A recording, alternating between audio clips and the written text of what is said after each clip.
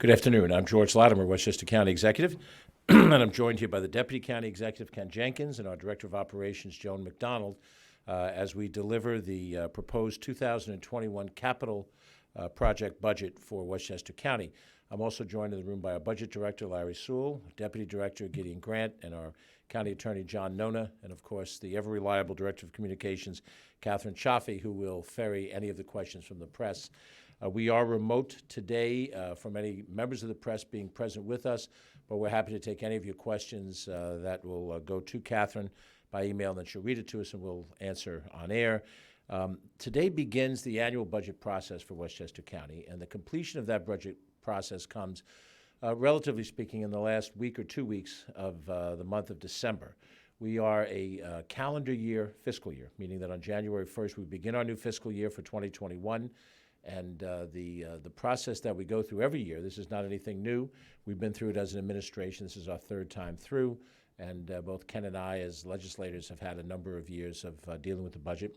But it begins today with the presentation of the capital budget. It will go to the Board of Legislators today, and then the board, through the Committee on Budget and Appropriations, led by Catherine Borgia, legislator, represents Ossining and Croton and parts of Cortland and Peekskill, will review the capital budget. And then when we get to, I believe it's November 12th is our target date, we will deliver the operating budget for the county. And then the Committee on Budget and Appropriations will receive that as well, go through the review process.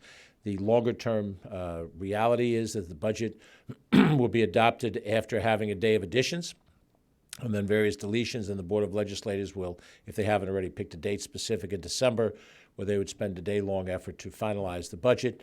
The executive branch, myself, has the option to veto either the budget or line item veto.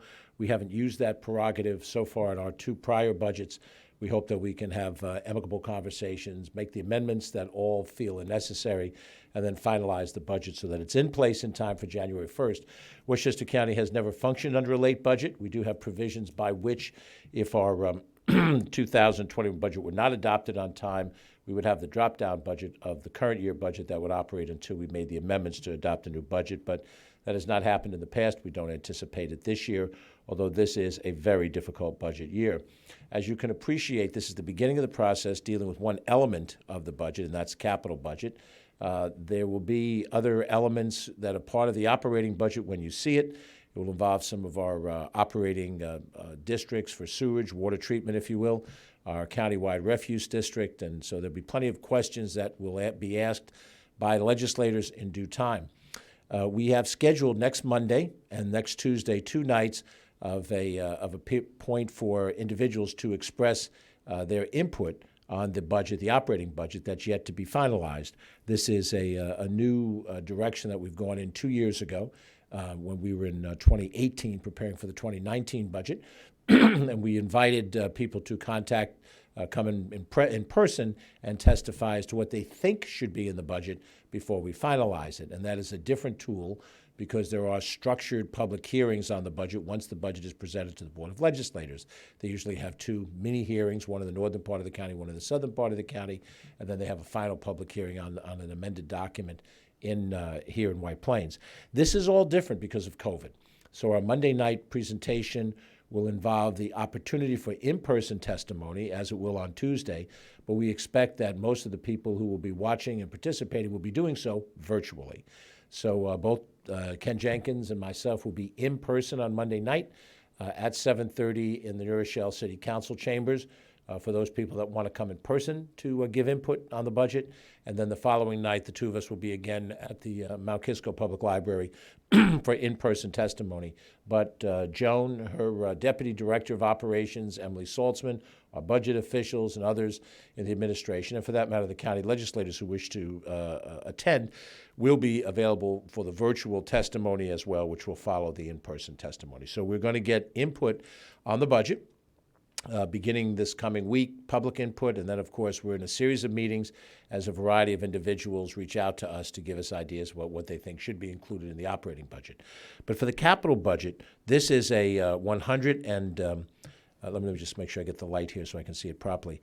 There's a $231.8 million in new appropriations in this budget, and that will include $138.8 million for general fund, $80.4 million for sewer and water districts, $1 million for the refuse district, and $11.6 million for the airport, which is a separate enterprise fund. The county capital program supports over 2,000 permanent jobs within the county, which comes obviously at a very critical time for employment and maintaining the economy of the county, so that we want to be sure that we are not falling behind in maintaining our assets, and at the same time in the process of doing that, that we're able to keep critical jobs, people employed. We are investing in the county's capital infrastructure because we believe it went through a period of time of lack of investment.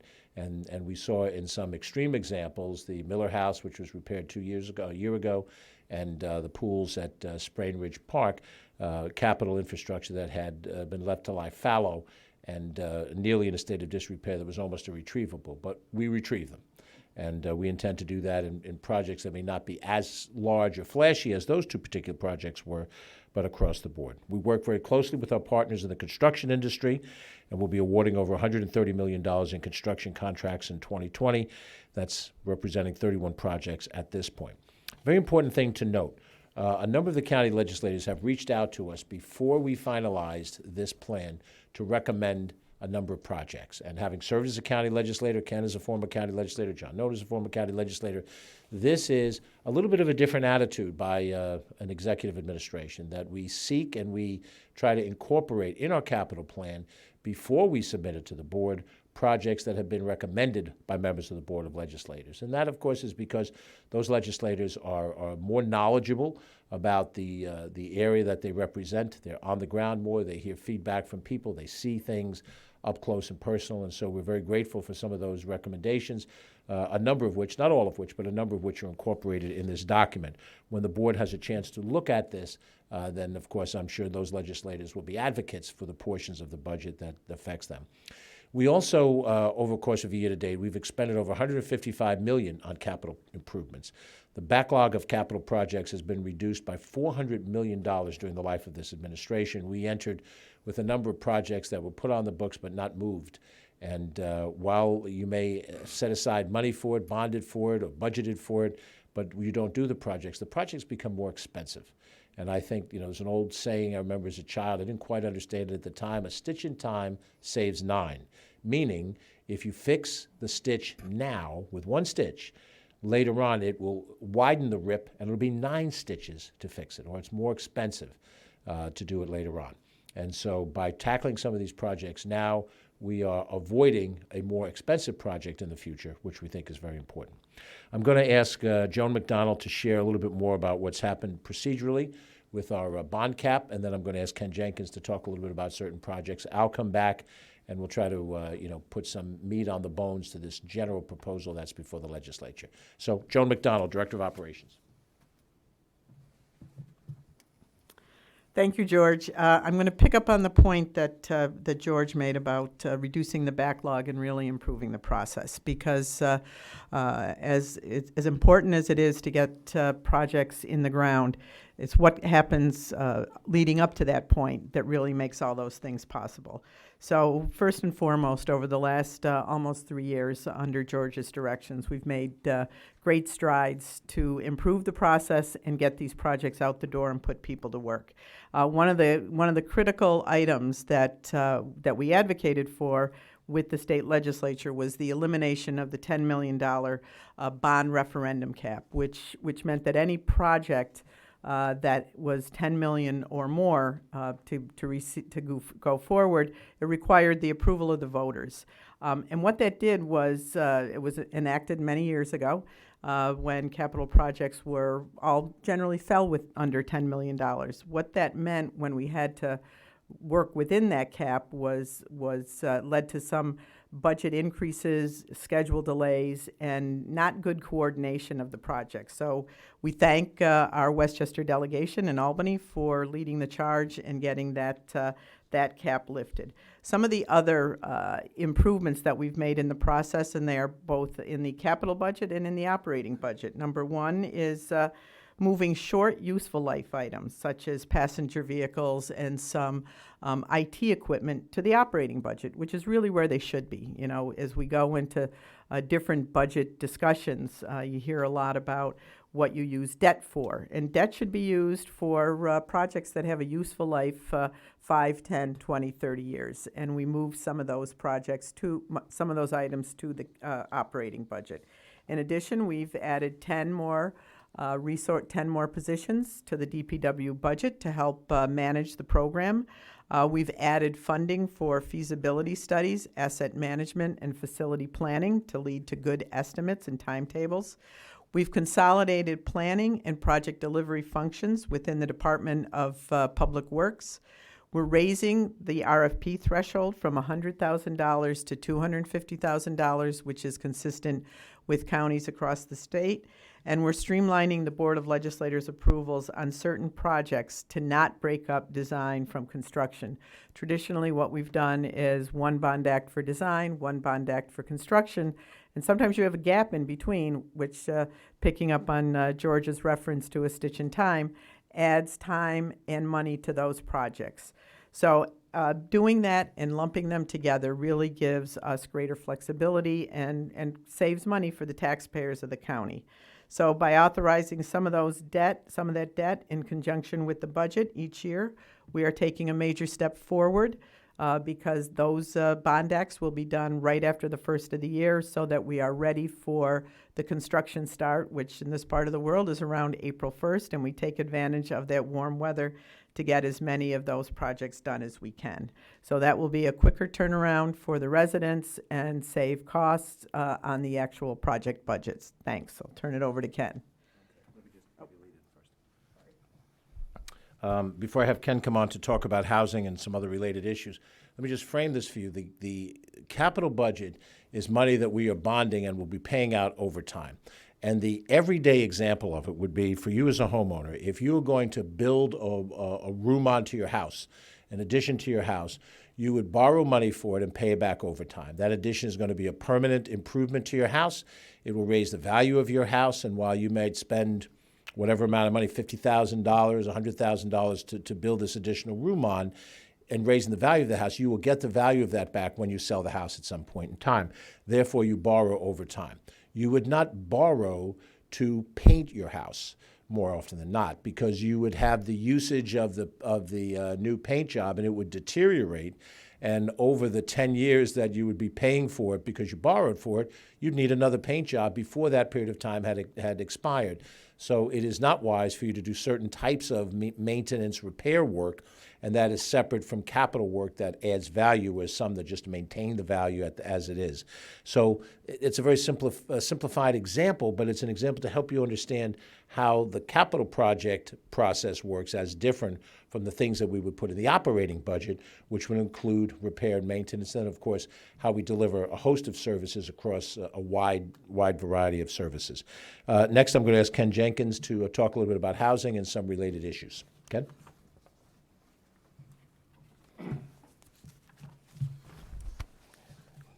Thanks, George. The affordability of housing within the county remains the county executive's top priority.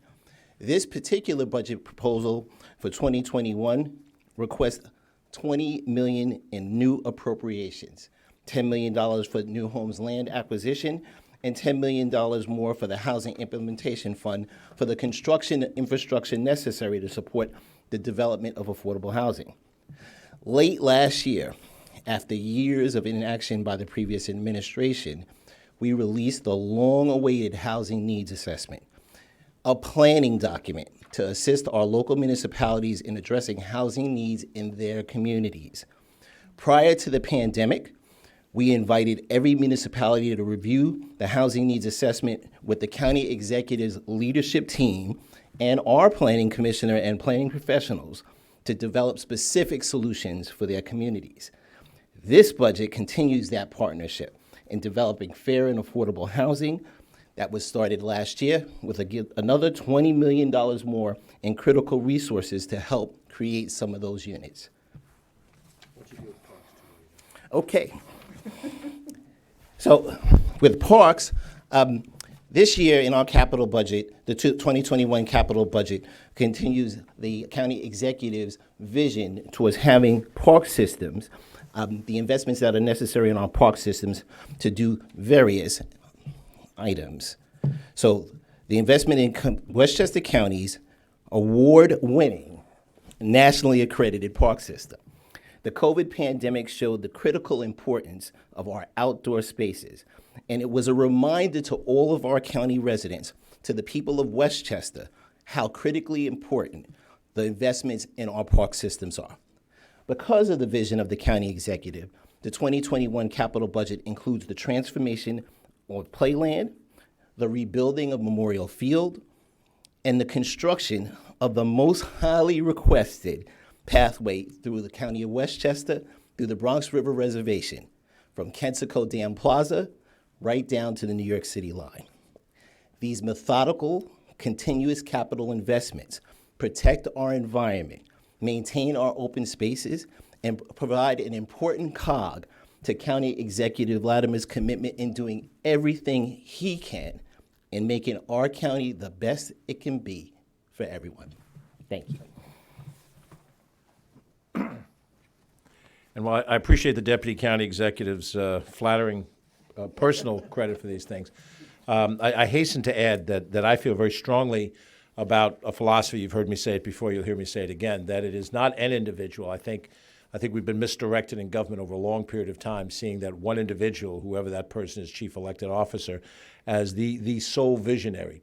The plan that's before you in this budget, the work of this administration financially and in other areas, comes from a team of people. And that team of people includes Deputy County Executive and the Director of Operations. It includes other folks here in the executive floor of the county government, but it also includes the various commissioners and the various people who work on the lines all throughout this government. And we hear from people in Parks Department in the field, we hear from people in environmental facilities in the field, and they inform us of concerns and ideas that turn into capital projects.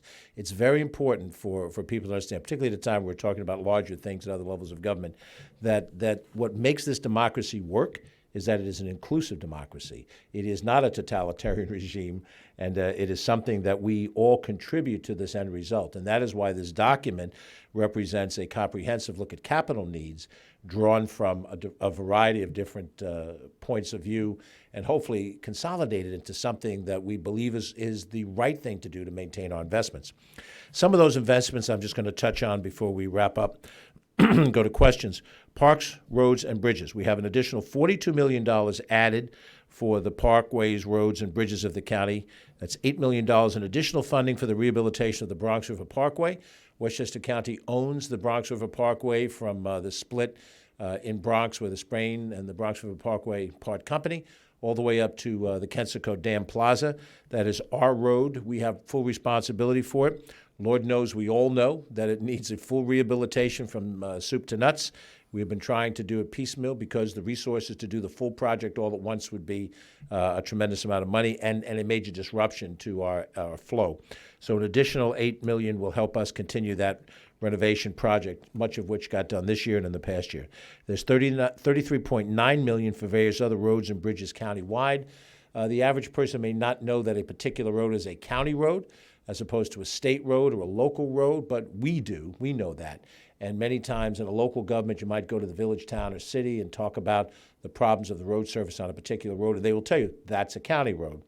And so, therefore, we look at those county roads, and they're important. And those county roads connect communities to each other. That's really the basis of what was done once upon a time when a road was built, not just for internal use in a community, but to connect this community to the next community. That's the nexus for the creation of a county road. And we want those roads to be upgraded as well. There's also bridge structures that we have responsibility for. There's infrastructure in general, $80.4 million in additional funding for sewer and water infrastructure projects. Most of them will include energy efficiency. We think that's very important. We have additional work at the Yonkers Joint Water and Resource Recovery Facility. In the vernacular, we call it the sewer treatment plant. It's actually wastewater treatment plant. But that will allow the plant to operate off the grid on recaptured methane and electrical and HVAC upgrades over in Portchester at the Portchester plant. These are important. We own and operate 7 sewer treatment plants that treat sewage from the majority of the county, not all of the county, but the majority of the county. The Yonkers plant is by far the largest, but there are 4 in the Sound Shore, 3 in the Hudson River. And in treating sewage, the effluent that they put out into the Hudson River or the Long Island Sound must be at the highest possible quality of effluent to avoid pollution of those water bodies. So the upgrades that we make to the sewer treatment plants are necessary for the proper processing of sewage, but also necessary to protect the environment of the Hudson River and the Long Island Sound. So we always have to make that connection between what a sewer repair, either in the piping that gets into the sewer treatment plant or within the plant itself, that it has a functional responsibility, but it also has an environmental responsibility as part of that process. And at Westchester County Airport, there's $8.7 million set aside for stormwater management program and enhanced water supply system. Now, at the airport, there's been quite a debate, long time before we took office in these roles, about expansion of the airport. This is the end of our 3rd year. This is the presentation of our 3rd budget. We operated on a budget when we came in that was created previously to us. We have not allocated any capital projects to expand the airport. People view anything that happens at the airport as intrinsic expansion. They would be wrong.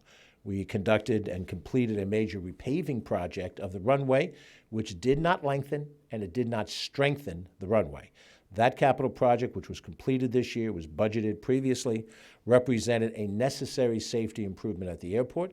And that is the major capital project that has happened at the airport over these 3 years. What we're talking about here in stormwater management program is to ensure the environmental soundness of what happens at the airport. John Nono, who's here, has devoted a lot of attention to the issues of environmental water management at the airport to make sure that there is no pollution that isn't treated or dealt with at the Westchester County Airport. And we're in a consent order with the state along those lines. We're dealing with certain chemicals that were left at the airport by past usage, and all of that represents an environmental footprint at the airport. So when someone says they're going to spend $11.7 million of capital at the airport, it's for environmental protections at the airport to make sure that the airport is a good and safe neighbor. And that's important to note. It's important to note these things because a certain amount of what we do winds up in symbolism. But there's a substance underneath the symbolism, and it's critical to know what that substance is. You're not going to accomplish your end goals just on symbolism alone. It's going to take hard-headed capital projects and wise use of operating funds. Let me just summarize before we go to any questions. We are in a very difficult budget year. As most people know, I've talked about this at a couple of my updates from time to time. We suffered a tremendous loss of revenue when the government and the society was shut down in March and through April and into May and slowly reopened in June and July and August through the COVID situation. When businesses were closed, it was devastating for the businesses. It was devastating for the people who worked in those businesses, who lost jobs. It was devastating for the people who owned those small businesses. It happened to major corporations like airline companies and hotel companies, and it happened to governments as well. And Westchester County has taken a tremendous hit, and exactly what the size and scope of that hit is in the process of being estimated. And as we look to the 2021 operating budget, our budget department, along with the rest of us, have to make estimates about what we think the revenue stream will be next year, trying to theorize what will happen in the society, which we don't know. We don't have a crystal ball. We also don't have a predictive date that on such and such a day the vaccine will appear, so many people will take it, and that will allow for the society to fully reopen. We don't know those things, and yet without knowing those things, we're going to have to make some presumptions on revenue. We have worked through this year dealing with the loss of revenue that has happened as we are going along, and we've tried very hard to make sure that we don't diminish our services, nor particularly injure the people that work for this county government by those financial impacts. This capital budget will fit into an overall whole of an operating budget, which you'll see a little less than a month from now. But we believe we'll submit to the board in due time a sound budget that will be well-financed and can be administered given what we know. There are things we can't know and we don't know at this stage of the game. They don't affect the capital budget, but they'll affect us as we go forward. And that will be how New York State will reallocate reimbursements that we are due, and also whether the federal government will see their role as being helpful to local governments during this time of crisis. We did not, as a local government, nor did the towns, villages, cities, or state, take any type of irresponsible action that put us in this situation. We're dealing with a pandemic that has had broad-based impact. And whether the federal government understands that and chooses to act on it, if ideology stands in the way of their acting on it, we'll find out. Obviously, we've got an election in a couple of weeks, and that'll tell us something as well. But I highlight these things because so much of government is symbolic, and many times we talk in other settings about what our principles are and our philosophies. Principles and philosophies are critical, and then there's also a time for hard numbers. This is a time for hard numbers. These projects are doable, they're necessary, and we believe they'll fit into a greater whole of a budget that is a responsible budget. That is our responsibility to you as taxpayers and to you as residents of the county. With that, I'll open it up to any questions. Catherine Chaffee. Okay, we have first question comes from John Bailey from the White Plains Citizen and Reporter. Why, in view of the $150 million deficit in 2019, why is the capital spending not being cut to replace the budget gap? Or is that gap going to be closed by a tax increase or bonded for? Well, first of all, John Bailey from the White Plains Citizen Net Reporter. How we deal with the overall budget process will be revealed when we give you the budget, the operating budget, and you'll see exactly where we estimate how we close out 2021 and how we go to how we close out 2020 and how we go to 2021. It is far too presumptive to assume what we will do with the property tax levy at this point. So there's always a fear that there will be a raising of property taxes. That's sort of almost an automatic fear that goes across the board. We had in our last budget cut $1 million from county property tax levy. In some communities, it was much as a 4% loss, 4% reduction in how much people paid in property taxes. I don't remember there being a large discussion when we cut the taxes, but there's always an assumption that if we're going to raise the taxes, that'll become a big debate. John, we'll see the information in due time. And I think at the end of the day, we're mindful of what people are going through in terms of the property tax impact that they face. So I think you'll see a budget that takes that into account however we do it. We have a tax cap in New York State. There's a formula, but there's also a perception of the tax cap. We have been tax cap compliant in our first budget. We had our first budget was lower than our neighboring counties of Rockland and Putnam County. And, if you want to be partisan about it, different political party than our party. And we were under their numbers. So I think you'll see us be responsible on the tax side of it. But the other point, and I know I want to bring Joan on to address a little bit more, the amount of money we spend in capital is spent over a period of time. The dollar and cent impact in our operating budget is how much of that money that we spend will be paid for in a specific year in a specific amount of debt service payment. So when you hear an additional $231.8 million in new appropriations, that is not $231 million spent this year in this budget to add to whatever our deficit is. It'll be a much, much smaller number because it will reflect the amount of money we pay for debt service to pay out this year as a down payment. When you buy your house and you get a mortgage, you might get a mortgage for, round numbers, $300,000 for you to cover the gap between what your down payment is with the cost of the houses. Each month you pay a mortgage payment. That mortgage payment might be, round numbers, $3,000 in a month. Over the course of 1 year, you will pay 3,000 times 12, $36,000 when you borrowed $300,000. You're not paying the $300,000 in 1 year. So you're not paying the $231 million in 1 year. You're paying a portion of that, and you will pay a portion of that with interest attached, obviously, because it is borrowing money at an interest rate, low interest rate, I might add, right now in the economy.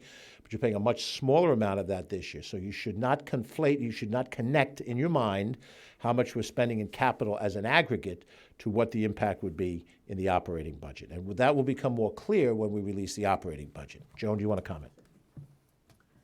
Sure. I just want to elaborate a little bit on what George said, which is, as he said right now, and as we've been saying through our presentation, we make investments in capital projects that have a useful life of 5, 10, 20, 30 years. That is what every good public finance person will tell you is why you issue debt. So you issue debt to coincide with the useful life of the asset, whether it's a building, a bridge, a sewer plant, et cetera.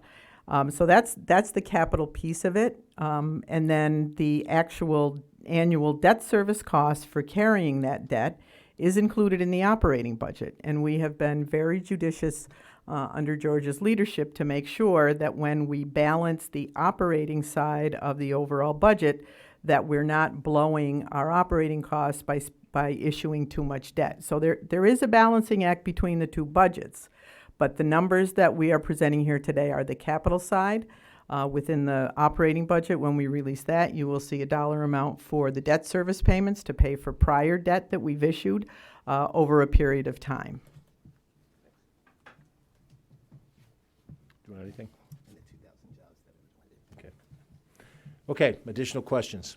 Okay, the next question comes from Mark Lungariello from the Journal News. He asks, is the new park proposed near the Yonkers wastewater treatment plant included in the budget or any study of creating a new park? You want to handle that? Thank you, Mark, for the question. Legislator Alvarado had proposed a park for the northern end of the Yonkers wastewater recovery facility. That is not in the particular budget, the capital plan that we're presenting, but Legislator Alvarado and his colleagues certainly will have that as an addition, as Legislator Alvarado has pointed out before. So that is not in the capital project budget that was presented or that will be presented to the Board of Legislators, but the legislators, as County Executive Latimer has articulated, in that process, we'll add various projects, and that will be one of them. Okay, next up. Last question we have. Well, if there are any other questions from the press, you're welcome to communicate with Catherine. We'll be happy to talk about it directly or respond with very many specifics. We have the budget, which will be available, I assume, online. Budget's here. Here it is. Nice big heavy budget. There we go. The budget, I assume, will be online. If it isn't yet, it will be online in proposed form fairly soon. You'll be able to look at it in all of its glorious detail. Look at that. It's a little light reading for the weekend. And by the way, I do encourage people to actually read the budget. Why do I say that? Because people will ask questions, and they'll say, what about this and what about that? Read the budget so you can understand how complicated budgeting is in Westchester County. And many times, and I'll be candid about this, I'll have people come up to me and say, basically, don't you understand my taxes are high? Don't you understand how much it hurts me when you raise taxes? What are you idiots? No, I don't think we're idiots. I think that when you start to look at this and you understand what the details are of how we spend money, both capital and operating-wise, you'll see that we're actually very intelligent in the way we try to analyze these things. Ken has a corporate career aside from his public career. You look at his resume, and they'll talk about how he served in public office. It won't tell you that he was an executive with Apple Corporation with significant responsibility. My private sector experience goes back longer than that, but I served in corporations, subsidiaries of Nestle and ITT, and Joan has had an extensive career inside very large organizations like Metro North and other entities for which a corporate mindset was very much part of this. And no, we're not foolishly making decisions based on political wishes. We are trying to provide this county, frankly, as honest a play on our governmental budgets as we can. We know that there are political desires, and we know that there are certain needs that people have, and they want to see it expressed financially in the budget. And we're trying to balance the fact that we're in the middle of a pandemic. We can't always estimate what kind of revenue we're going to have, nor what kind of support we're going to get from the state and federal government. But at the same time, this government has to go forward. This government survived the Great Depression. This government survived World War II. This government will survive this pandemic as well. And intelligent decisions will get us through there. And so we encourage you to actually read the budget. And if you actually read the budget, you'll probably have more questions than when you started out. But at least your questions will be based on substance and not just on symbolism. So I'm George Latimer, Westchester County Executive. Thank you for watching. And hopefully, as we have this dialogue, both in public, Monday, Tuesday night, through the Board of Legislators, and then when we submit the operating budget to them, and then with the public hearings that go from there, you'll have a chance to see what your county government looks like up close and personal before its adoption, and hopefully as we go forward into 2021 for what we hope will be a better year ahead. So thank you very much for watching. Have a good day and stay safe.